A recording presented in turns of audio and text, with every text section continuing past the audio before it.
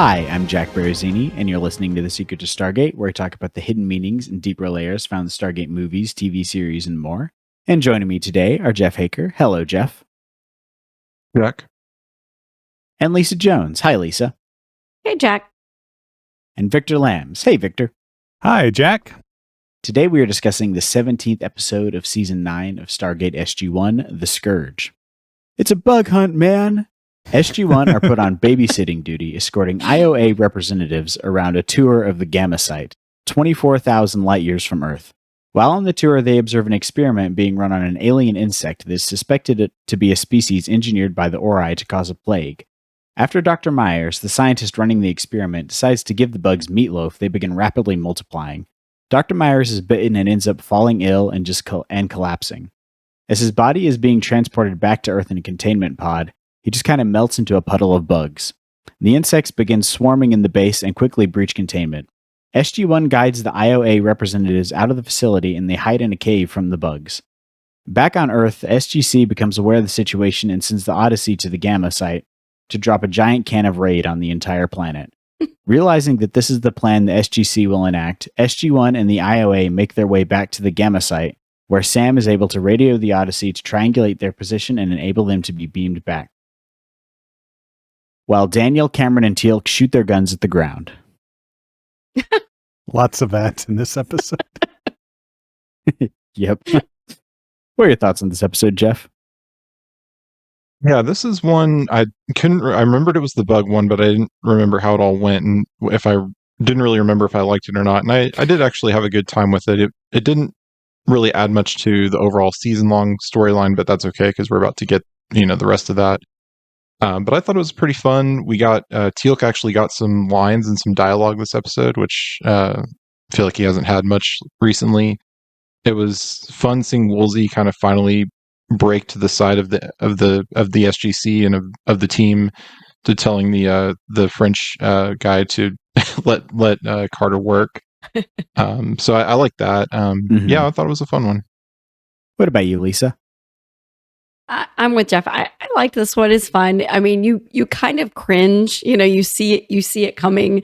And I guess in a way, it kind of feels like replicators. And they SG-1 is so like yeah. Like it's just part of the everyday occurrence for them. And you've got these the IOC members, foreign they're freaked out and they're panicking, and you could just see, especially Carter, she just wants to yeah. Woolsey's not helping in the beginning, and just I love it when he says you give them some words of encouragement. That was my favorite moment, was her telling him the reality of it. You knew they were going to get out of it, but it was just kind of fun, the way that they did it, and these creepy bugs that eat people, and I could have done without that part, but just because now we have roaches here in Texas that are really big, I don't need to think about that. But overall, it was kind of a fun episode. Very witty, very funny. Yeah, the weird body horror was my favorite part of the episode. Oh, I'm gonna have nightmares.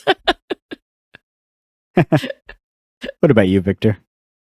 Yeah, I liked it for a cost-saving episode where they're keeping their powder dry for the big arc at the end of the season. It was really good. I mean, you can tell there were some cost-cutting measures. The Gamma base, the inside of it looks suspiciously like the SGC, for example, and their shooting location is their usual, I think, quarry and forest that they shoot in. But I think they did, really good for a, kind of, killer bugs episode.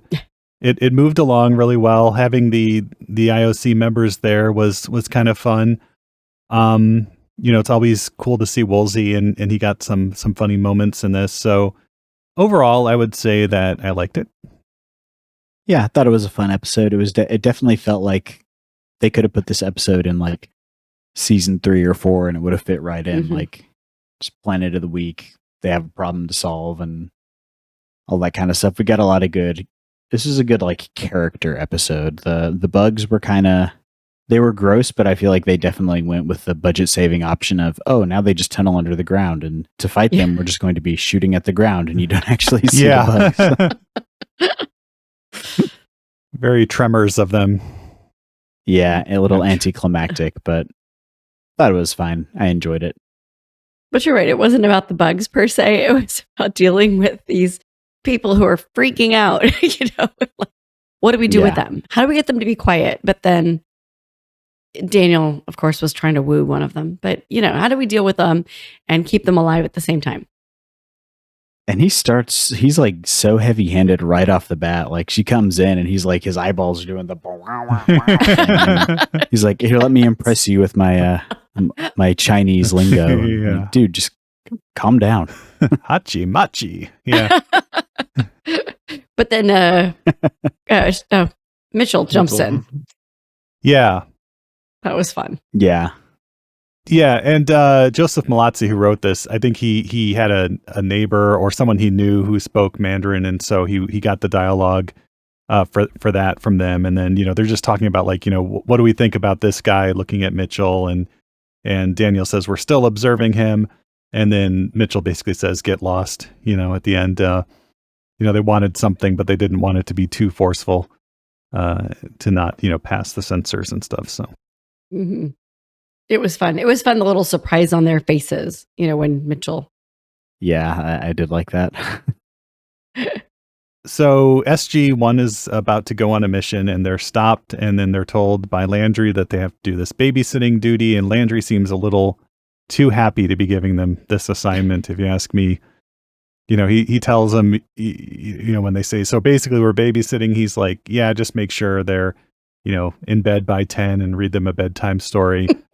And it looks when they get to the Gamma site that things will be pretty normal. They meet with the Bugman, Dr. Meyer, I believe. And interesting thing with these bugs is that they're never really clear if these were it's heavily implied, and probably is the case, that they were engineered by the Pryors to eat crops. But they kind of hedge this in later scenes with Dr. Lee. But Dr. Meyer is, and their reason they're studying these bugs is they think they can use them against the Casa crops, which is the cocaine corn from the previous episode, to eat them. So they're depriving them of food, and that makes them lethargic. When you turn off the lights, they move faster, but we never really see that play out the rest of the episode. It's not like it'll be dark soon, the bugs will be active. Everything happens during the daytime. Yeah, and I would say they're not in the light when they're tunneling and stuff. Yeah, they like to tunnel, the bugs. They do.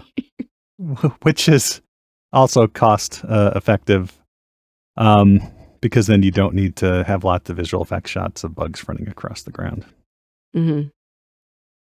Yeah, so Meatloaf, not the actor, but the actual food, plays a big part in this episode too, because Dr. Meyer gets the idea that he finally feeds them a little bit of salad, and they don't want to eat the salad, but he feeds them the meatloaf, and they all just like swarm over it, and they're like, I want meatloaf.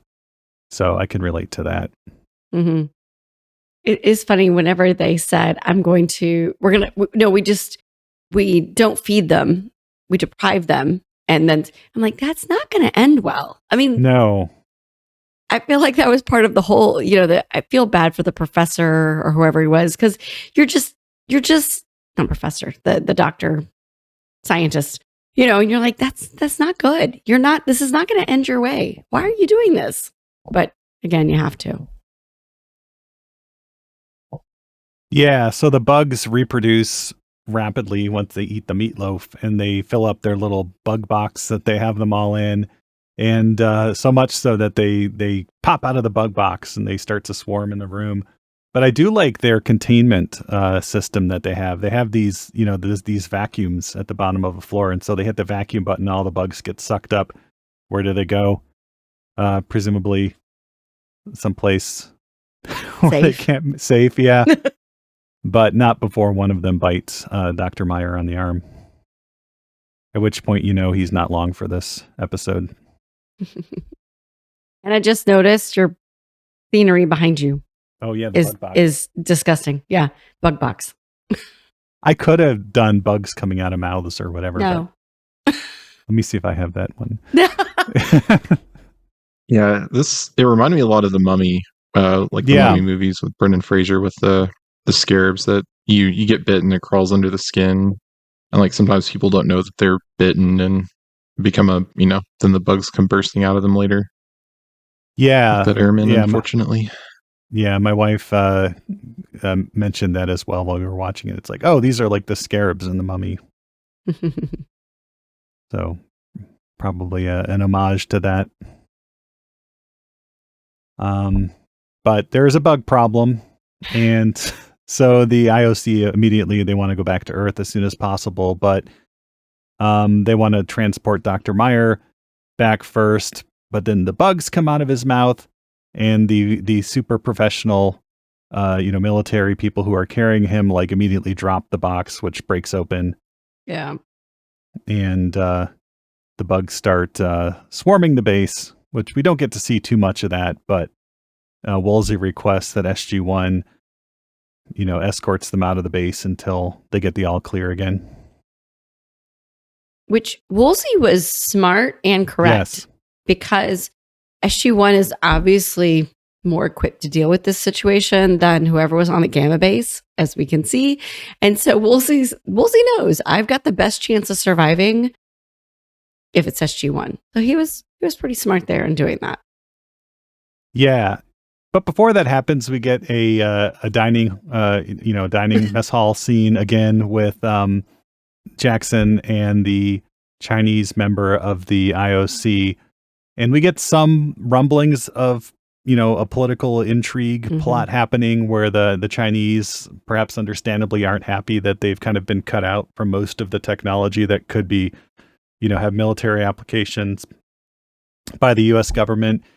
And there's hints that in the future the Chinese could take over the Stargate program, and would Dr. Jackson like to work for them? Which I don't think we get a specific answer on that question. Oh, I don't. Yeah, I think the last we see of it is I think the Chinese get an Odyssey class ship, and then by the time of Universe, I think it's still SGC running it. So. Mm-hmm. And she's in a few more episodes. So we see her both in SG-1 and Atlantis. It's playing the same character, the same role. So she gets to come back a few times. And I can't remember if she and Daniel make goo-goo eyes at each other in those episodes, but yeah, I don't remember either. Yeah. We'll find out. So, because there's someone else that they're going to make goo-goo eyes at pretty soon in the show. That's true. Yeah. So SG-1 and the IOC take off with a couple of the personnel from the base. Initially, they're going to go to this research center where they think they'll be safe, but once they learn the bugs can travel underground, and it eats one of the escorts. And I guess the initial idea was that the ground would just the bugs would just eat the ground, and the guy would fall in, but that would have been too complex. So they just have the bugs come up and go blah. And the bugs are very thorough. Even Joseph Malazzi noticed. So cool though. Yeah, it would have been much cooler. But even Joseph Malazzi in the commentary track noticed that how thorough the bugs are. That not only do they eat the flesh and the bones and the clothing, they also eat the guy's gun. So just completely everything vanishes without a trace. Cool. Yeah. I mean, it could have left them some ammunition, right? Yeah. I mean, I guess it's better than seeing some messy bones or something afterwards, because we were watching this with our 10-year-old who's probably more afraid of bugs now than he was before. But you need to do a double feature with this episode and then that Doctor Who episode with all the bugs in the library that do basically the same thing. Silence in the Library, or was it that one? Or yeah. yeah, I think so. Yeah. I was thinking Indiana Jones and the Crystal Skull, where the ants, Oh, yeah. the big ant piles. I remember when that came out, and my son loved. I mean, he loved those ants. It creeped me out, and he was little, and he was just like, "That's so cool." No, it's really not. We have fire ants. No. Yeah. The Lego set for that was pretty cool. That Indiana Jones set, because it came with a bunch of little tiny Lego ants that you could. Yeah. Oh, nice. I don't know if y'all mentioned this when I dropped off, but I think it's funny that they set up the bugs like they're going to be some sort of ongoing threat. But based on what I saw on the wiki, like I haven't watched ahead yet, but it seems like this is the only episode they're in, because they mention at the end that they were spread on 2 other planets. So I don't know if this is a thread that gets picked up or if it's just not mentioned again. Nope. They might get mentioned. We never see them again though. So we can assume that their plan to eradicate them worked, or at least I think that's the idea. Yeah. They could have brought them back in season 10 if they wanted, but they had other things to do. So yeah, because we do cut back to the SGC once they, can't establish, or they don't have a camera feed of the gamma site, but they have their motion sensors, which looks suspiciously like a thermal camera. So it's basically the same as a camera. They can see bugs swarming all over the inside of the gate room. So we get a lot of numbers and stuff in this episode. R75 being the name of the bugs. I think C31 or something being the name of the protocol to deal with the bugs, which is to release a neurotoxin into basically the entire planet that kills every living thing, aside from maybe plants on the planet. And so that gives us our ticking time bomb, because SG-1 realizes that, the protocol would be to launch the Odyssey to deliver a payload to wipe out all the, every living thing on the planet, or at least in that area, so that they can go in and salvage what's left of the base, which isn't much, because Mitchell and Teal'c have the idea, well, let's just go get the F-302s out of the base, and then we can just fly around, where the bugs can't get us because they can't fly now. So, but as they're heading back to the base, they hear an explosion, and then the base self-destruct has been activated, and there's nothing left of the base at that point. I was going to say, except for that tent that we've definitely seen before. Yeah. Yeah, and that's at a research facility, which is, I guess, 10 kilometers away. But while they started off heading there, they went into a cave, which is our favorite, cave set that we've seen in numerous episodes of SG-1 and Atlantis. Although it looks very nice, you can't tell it's really a set. But so again, reusing the set there, so lots of shooting guns at the ground, because that scares the bugs away. So it doesn't, however, make for really exciting science fiction television, though, because you don't even see squibs going off on the ground. You just see the cast, close up shooting guns at the ground. Which, so why do they all have to shoot a whole lot all at the same time? And then one of them quips about, I hope we don't run out of ammo. And I'm like, maybe you all 4 shouldn't be shooting at the same time a whole lot. Like, take turns. Well, and they don't even really say, well, I'll try shooting a little bit and see if that scares the bugs away. They just immediately all unload on the ground, and it, Yeah. So I was watching it with my son, and at the climax, when they're just standing there shooting at the ground and you don't see anything, he's like, what are they shooting at? What's going on? I'm like, the bugs are under the ground. He's like, yeah, that's kind of dumb. I don't think it was the epic sci-fi ending he was hoping for. No, but they got beamed up. That's the epicness, right? They're safe right at the last minute when they ran out of ammunition. Come on. And you didn't see that coming. C4 too, so that was fun. That's true. Yeah, the highly flammable C4 that looks just like, pie tins of gasoline being exploded. But even Joseph Malazzi was saying, when they do get beamed up at the end, not to get ahead of it, but he's like, oh, good thing they have those subdermal locator beacons. And he's like, I really hate those things. I hope we can find a way to to like, get them out or just negate them. And then they were talking and then he went on to say like, yeah, that I don't like those. I hope we can also get rid of the ancients and the Ori. See, I knew I liked him. Yeah.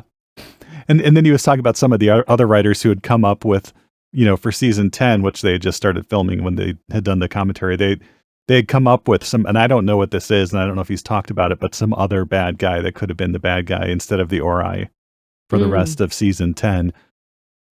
But it sounded like, the other writers were on board, but Robert Cooper loves the ancients and the Ori and wasn't going to let go of them.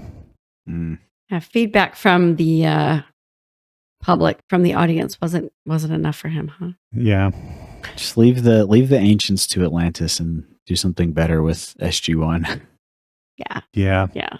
But I will say this episode, as as much as we're critiquing it, it really did. I forgot which one of you said this. It really did operate as a team episode, and I did like it for that, because it's rare that we get to see the four of them just working to solve a problem, just like the early seasons of SG-1.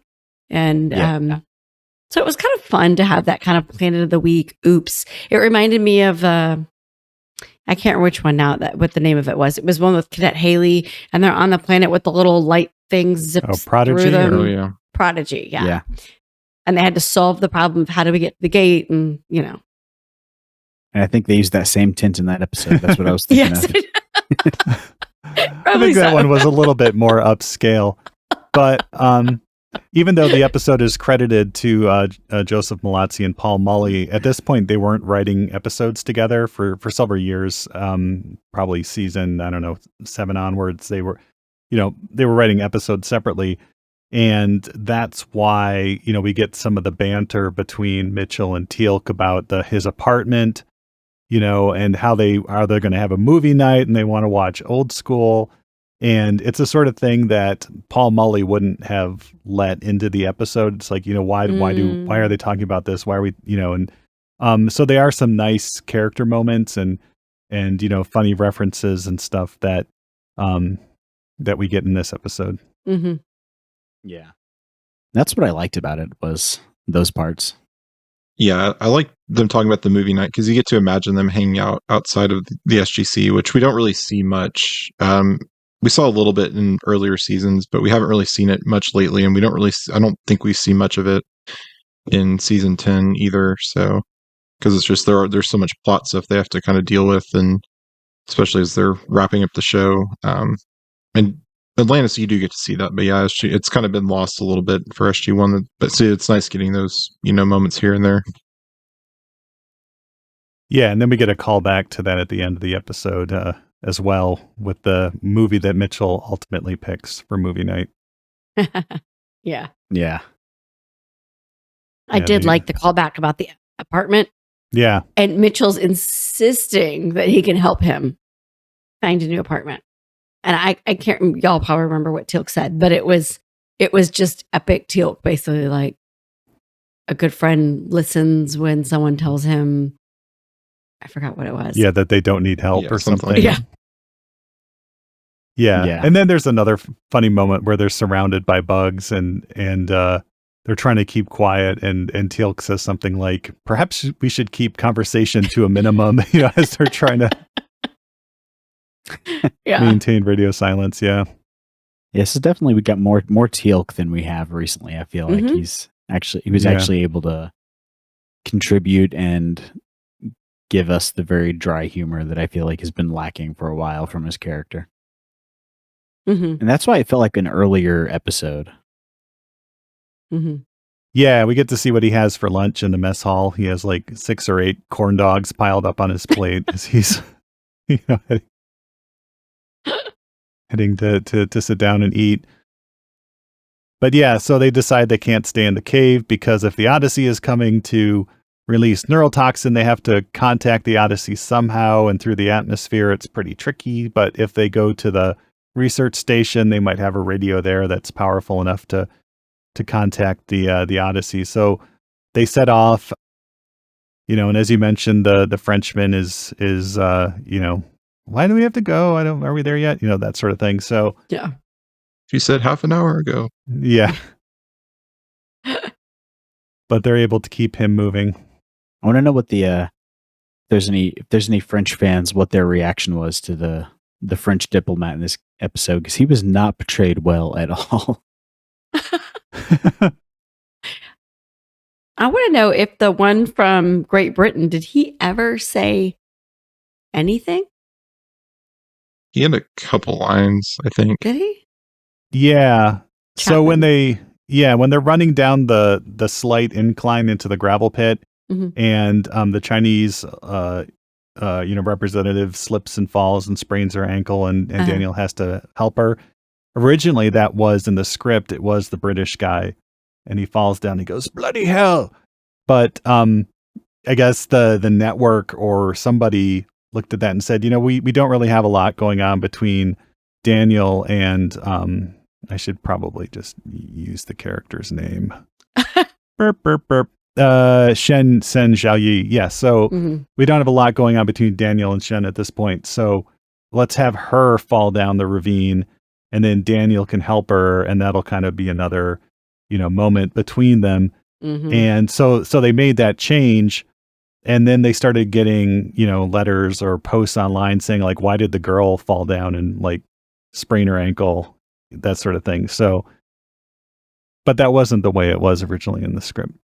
I guess I'm immune to that.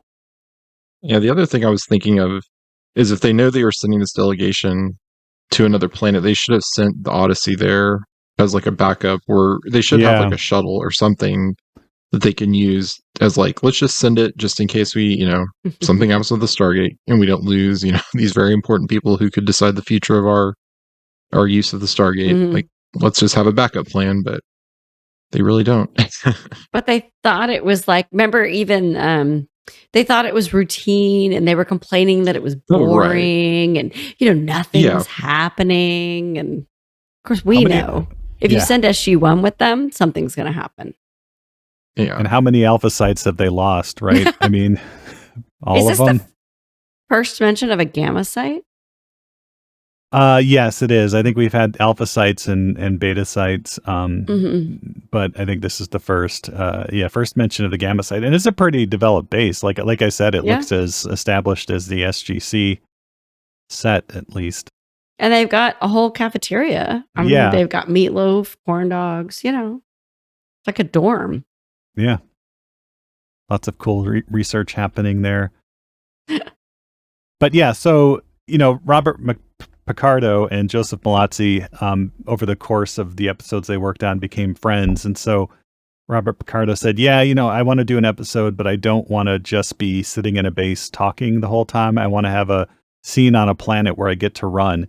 And so there's a scene where they're all running from the bugs into the research station, and Robert Picardo does this like really exaggerated funny run. Yeah. Yeah, and I noticed that it's almost like a Naruto run to like get ahead of everybody else. Like he's like got to get into the base first. Yeah, so that was a request of the actor Robert Picardo to have a scene of him running and be action Woolsey. I felt like they used this episode to kind of work on rehabilitating his character. I know we've talked about that the last couple of times. We've seen him just that he's come across not great and harsh. And so this was really an episode where you got to see him start off as harsh and kind of condescending towards them. And then by the end, it's like he gets it. He really understands the danger and what they do and what the things that could happen and the decisions they have to make. And so I liked that. I like that they gave him the opportunity, because we're going to see a lot more of him. So they gave him the opportunity to really grow as a character.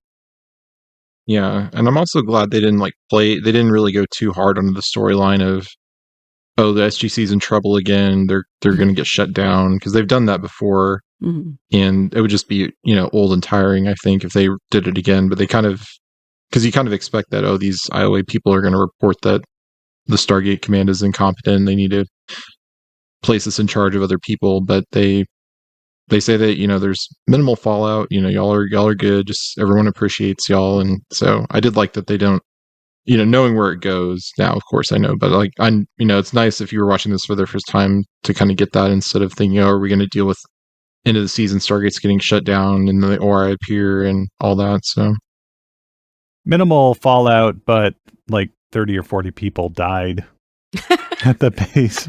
We don't really know. Right. Like well, yeah. They don't mention that. International fallout. Yeah. But yeah, there was one line that they added in post where, Woolsey is like talking, they're in the cave, and he goes to Samantha Carter and says like, can't you just tell him everything's going to be okay? And she's like, everything's not going to be okay. And then, there's just a scene of Woolsey walking back. They actually brought him back in to add some dialogue where he says to the delegates, don't worry, she says everything is going to be okay. Oh, yeah.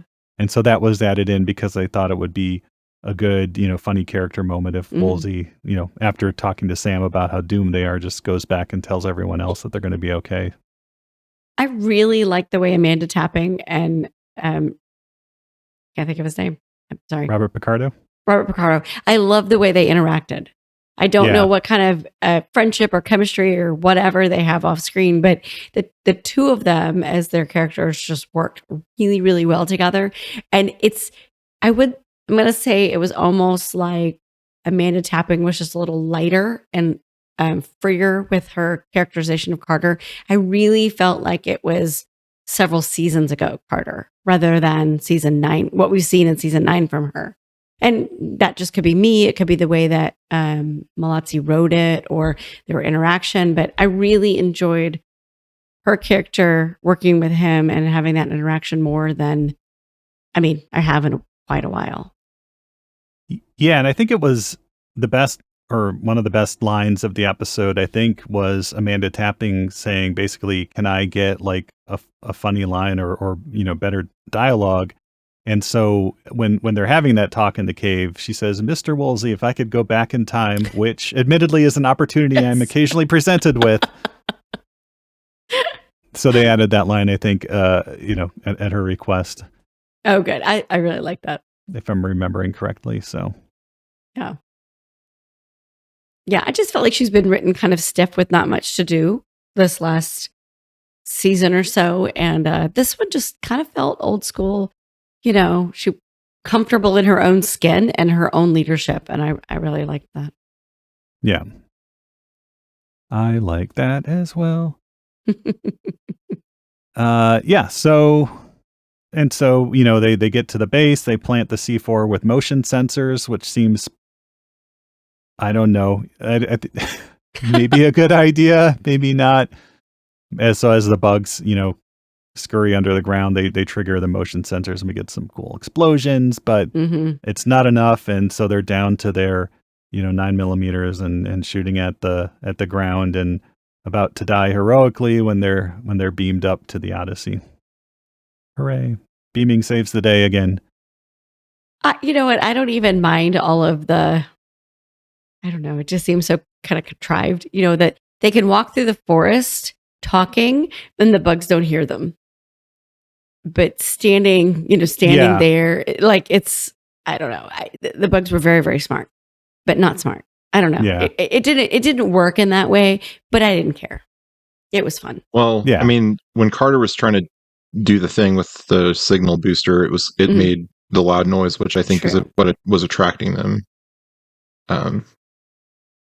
But yeah, they did seem to like, it was kind of very plot convenient when the bugs could hear them and when they couldn't. Like, yeah. Like the bugs could hear Daniel Jackson over the radio, but not them talking. Yeah. Yeah. Yeah. I guess you could argue if it's just, Teal'c and Mitchell walking around, they're not making as much noise as a big group of people. But the big group of people made it 5 kilometers or 5 miles? Yeah, 10 kilometers, right? So, yeah.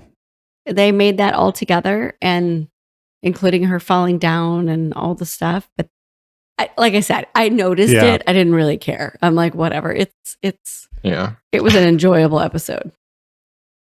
All right. Any other thoughts on this episode? We did have some fun foreign language, and then we can go on to our feedback. Yeah. So in Italian, we got Insectiacinini, which is killer insects. In German, we got Die Kofferplague, which is the beetle plague. And then my favorite, in Japanese, we got Mushi Mushi Mushi, which is bug, bug, bug. Awesome. Yeah, so I thought those were really good. And we do have some excellent feedback as well. This is feedback on our Stargate Atlantis episode, The Tower. Professor McCoy writes, the exclusivity of magic, in quotes, the ancient technology, to the nobility of the society reminds me a bit of Charn from the Chronicles of Narnia. And I've read all 6 books of the Chronicles of Narnia, and I don't remember hearing about the Charn. Yeah. Well, like we were talking about beforehand, it's the planet or world or whatever you want to call it that the White Witch is from. So. Oh, that must be in the non-canonical Magician's Nephew book, which I don't acknowledge as being part of the series. Yeah. Oh, I see. You said 6. Okay. Yeah. I just got. That's funny. Yeah. Completely unnecessary prequel. Unnecessary demystification. Anyways, let us know what you think about the Chronicles of Narnia, as well as this episode, and about our podcast as well. Like, can we keep doing this for another 2 years? I think so. But if you don't, let us know. But first, before you do that, we do want to sincerely take a moment to thank our patrons who make it possible for us to create the Secrets of Stargate. All of you patrons, you are wonderful, and you make it possible for us to keep doing this, whether you like it or not. Their generous donations at sqpn.com/give make it possible for us to continue the Secrets of Stargate and all the shows at StarQuest. And you can join them by visiting sqpn.com/give. And be sure to follow the show on Apple Podcasts, TuneIn, Spotify, iHeartRadio, or find our video versions at youtube.com/StarQuestMedia, as well as our Discord channel, SQPN on Discord probably. To find previous episodes of Secrets of Stargate and to send feedback, please visit sqpn.com/Stargate. You can email us at stargate@sqpn or follow StarQuest on social media at facebook.com/StarQuestMedia or on X at SQPN. We'll be back next time with the next episode of Stargate Atlantis Coup d'etat. Until then, Jeff Hecker, thank you for joining us and sharing the secrets of Stargate. Thanks, Victor. And Lisa Jones, thank you as well. Thanks, Victor. And once again, I'm Victor Lambs. Thank you for listening to the Secrets of Stargate on StarQuest. And remember, I learned that bugs still creep me out. It all started when I was a kid and my parents took me on this picnic and this bug crawled up on me on my... Well, maybe you'd prefer to hear the story another time. No. Yeah. General Landry is so cold. Yes. Anyway, I'm sorry, but that just happens to be how I feel about it. What do you think?